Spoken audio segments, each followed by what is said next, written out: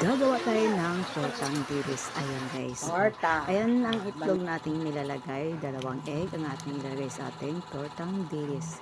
Pagkatapos niyan natin Shake. muna natin ang ating pagkatapos niyan guys, ilalagay natin ang ating mga ricado. Flour. Shake, Ang shake, ating shake. flour. Pagkatapos ilagay ang ating flour, lalagyan pa natin yan ng mga ricado. Bawang. Ayan, bawang.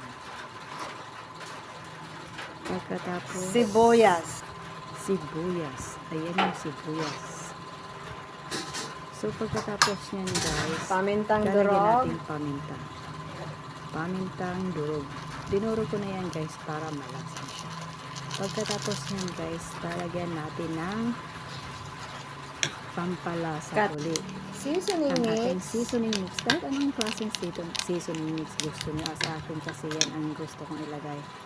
Ayan. So, pagkatapos nyan guys, kinikos-mikos lang natin guys. So, ihalo At syempre natin ang ating dilis. tapos ko na nilinisan, tinanggal ko na yung tinanggal ko ito, na malinis yung na siya. head. At syempre, Hinugasan ko na inasinan ko na siya. muna yan. Ayan o. Malinis na yan. Malinis na yan.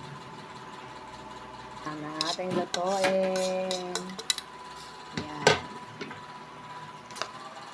Siyempre, magkusmikos natin.